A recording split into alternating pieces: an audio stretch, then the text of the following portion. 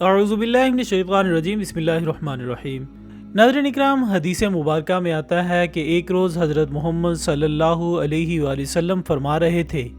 کہ لا الہ الا اللہ عرب کی خرابی ایک آفت ہے جو کہ نزدیک ہی آن پہنچی ہے۔ آج یاجوج ماجوج کی دیوار اتنی کھل گئی ہے، آپ صلی اللہ علیہ وآلہ وسلم نے انگوٹھے اور شہادت کی انگلی کا حلقہ بنا کر بتایا۔ یہ سن کر امیر المومنین حضرت زینب رضی اللہ تعالی عنہا نے عرض کیا، یا رسول اللہ صلی اللہ علیہ وآلہ وسلم، کیا اچھے نیک بخت لوگ زندہ رہنے پر بھی ہم تباہ و برباد ہوں گے؟ آپ صلی اللہ علیہ وآلہ وسلم نے فرمایا کہ ہاں، جب بدکاری بہت پھیل جائے گی۔ دوستو، اس حدیث مبارکہ سے ثابت ہوتا ہے کہ یاجوج ماجوج ہر روز دیوار میں سوراخ کر کے اس سے باہر نکلنے کی کوشش کرتے ہیں، لیکن اس میں ان کو کامیابی نہیں ملتی، کیونکہ جیسے ہی وہ سوراخ کے ذریعے سورج کی ایک شعاع اندر لاتے ہیں تو ان پر نگران فرشتے انہیں کام ختم کر کے واپس جانے کا حکم دیتے ہیں، جس سے یہ بھی ثابت ہوتا ہے کہ یاجوج ماجوج روزانہ کی بنیاد پر فرشتوں سے ملاقات کرتے ہیں۔ بیان ہوتا ہے کہ جب ان کی مدت پوری ہو جائے گی تو اللہ تعالیٰ چاہے گا کہ انہیں لوگوں پر بھیج دے،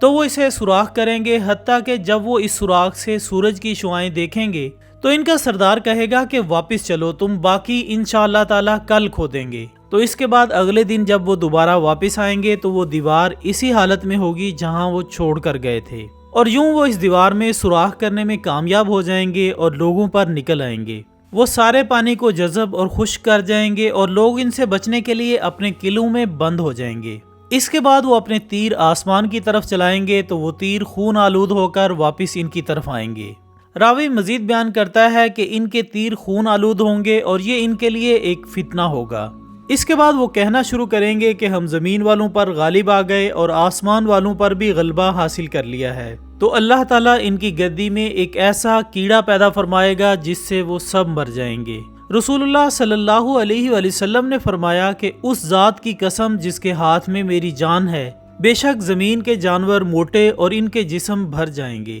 یعنی چربی اور گوشت سے بھر جائیں گے۔ ناظرین اکرام، یاد رہے کہ یہ حدیث مبارکہ صحیح ابن ماجہ میں بھی مذکور ہے، جس سے یہ ثابت ہوتا ہے کہ یاجوج ماجوج کا خروج ایک مشہور جملے کے ساتھ مشروط ہے، یعنی جب وہ انشاءاللہ کہیں گے تب ہی وہ دیوار کو پار کر سکیں گے۔ محترم خواتین و حضرات، اس مخلوق کی ابتدا پر مطالعہ کیا جائے تو معلوم ہوتا ہے کہ یہ قوم حضرت ابراہیم علیہ السلام سے قبل اور طوفان نوح کے بعد کی ہے، جو ابتدا سے ہی خالق کائنات کی باغی اور سرکش تھی اور جسے زمین پر فتنہ و فساد سے رہنا بے حد پسند تھا، جبکہ قتل و غارت گری ان کا پسندیدہ مشغلہ تھا۔ اور اس کے علاوہ بھی ان کے جرائم کی ایک لمبی فہرست ہے، جس کی بنا پر اکثر علماء کرام کے نزدیک یہ گمان کیا جاتا ہے کہ اللہ تعالیٰ نے انہیں شرانگیزیوں کے سبب حضرت ذوالقرنین کے ذریعے پہاڑیوں کے پیچھے دھکیلا، جہاں وہ اب تک قید ہیں۔ یہاں اس مقام پر ان کی زبان تک کوئی سمجھنے والا نہ تھا، اور نہ ہی یہ کسی اور کی زبان بول سکتے اور نہ ہی سمجھ سکتے تھے، جس کی بنا پر یہ دوسری اقوام کی تہذیب و معاشرت سے قطعی طور پر نابلد ہیں۔ دوستو، محدثین و مفسرین میں یاجوج ماجوج کی قوم اور حضرت ذوالقرنین کی دیوار کے حوالے سے بہت سے اختلافات پائے جاتے ہیں، کیونکہ آج تک ایسی 5 دیواریں معلوم ہو چکی ہیں جو کہ مختلف بادشاہوں نے مختلف علاقوں میں اور مختلف ادوار میں جنگجو اور خطرناک قوموں کے حملوں سے بچاؤ کی خاطر بنوائی تھی۔ ان میں سے سب سے زیادہ مشہور دیوار چین ہے، جس کی لمبائی کا اندازہ 1200 میل سے لے کر 1500 میل تک لگایا گیا ہے۔ دیوار چین اب بھی موجود ہے، لیکن یہ لوہے اور تانبے سے نہیں بنی ہوئی، بلکہ یہ ایک عام سے مسالے سے بنی ہوئی دیوار ہے۔ بعض کا اصرار ہے کہ یہ وہی دیوار مارب ہے جو کہ یمن میں ہے۔ یہ ٹھیک ہے کہ دیوار مارب ایک کوہستانی درے میں بنائی گئی ہے، لیکن وہ سیلاب کو روکنے کے لیے اور پانی ذخیرہ کرنے کے مقصد سے بنائی گئی ہے، اور یہ دیوار بھی لوہے اور تانبے سے نہیں بنی ہوئی، جبکہ علماء اکرام اور محققین کی گواہی کے مطابق سرزمین قفقاز میں دریائے خزر اور دریائے سیاہ کے درمیان پہاڑوں کا ایک ایسا سلسلہ ہے جو کہ ایک دیوار کی طرح شمال اور جنوب کو ایک دوسرے سے الگ کرتا ہے۔ اس میں ایک دریا کی طرح درہ بھی موجود ہے جو کہ مشہور درہ داریال ہے۔ یہاں اب تک ایک قدیم تاریخی لوہے کی دیوار نظر آتی ہے، اور اسی بنا پر بہت سے لوگوں کا نظریہ ہے کہ دیوار ذوالقرنین یہی ہے۔ اگرچہ دیوار ذوالقرنین بڑی مضبوط بنائی گئی ہے، جس کے اوپر چڑھ کر یا اس میں سوراخ کر کے یاجوج ماجوج کا ادھر آنا ممکن نہیں لگتا، لیکن جب اللہ تعالیٰ کا وعدہ پورا ہوگا تو وہ اسے ریزہ ریزہ کر کے زمین کے برابر کر دے گا۔ اسی طرح ایک اور جگہ پر بھی اللہ تعالیٰ نے یاجوج ماجوج کا ذکر فرمایا ہے۔ چنانچہ قرآن مجید فرقان حمید سورۃ الانبیاء میں ارشاد ربانی ہوتا ہے، یہاں تک کہ جب یاجوج اور ماجوج کھول دیے جائیں گے اور وہ ہر بلندی سے دوڑتے ہوئے اتریں گے۔ اس سے مراد قیامت کے قریب یاجوج ماجوج کا ظہور ہے اور وہ اس سے نکلنے میں کامیاب ہو جائیں گے اور زمین پر فساد پھیلائیں گے، یعنی یہ انسانوں کو بھی کھانے سے گریز نہیں کریں گے۔ تو اللہ تعالیٰ کی طرف سے حضرت عیسیٰ علیہ السلام کو حکم ہوگا کہ وہ مسلمانوں کو کوہ طور کی طرف جمع کر لے، کیونکہ یاجوج ماجوج کا مقابلہ کسی کے بس میں نہ ہوگا۔ حضرت عیسیٰ علیہ السلام اور ان کے ساتھی اس وقت ایک ایسی جگہ پر کھڑے ہوں گے جہاں غذا کی سخت قلت ہوگی۔ پھر لوگوں کی درخواست پر حضرت عیسیٰ علیہ السلام یاجوج ماجوج کے لیے بد دعا فرمائیں گے،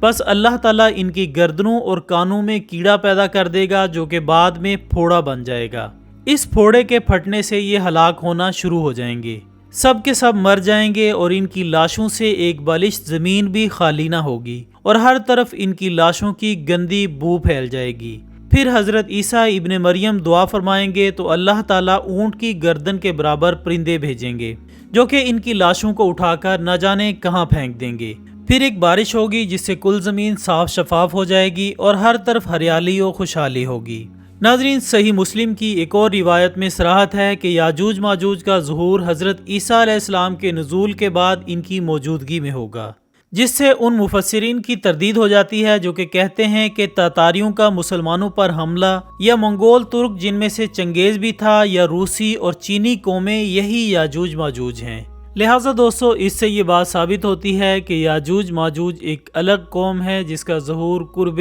قیامت ہی ہوگا اور جن سے لڑنے کی طاقت کوئی نہ رکھتا ہوگا سوائے حضرت عیسیٰ علیہ السلام کے۔ ناظرین اکرام، ان سب تفصیلات کے باوجود یہ بات آج بھی واضح نہیں ہو سکی کہ اصل میں یاجوج ماجوج کا مقام ہے کہاں، کیونکہ اس کرۂ ارض پر ایک ایسا نقشہ بھی موجود ہے جسے دنیا کا پہلا نقشے کے طور پر متعارف کروایا گیا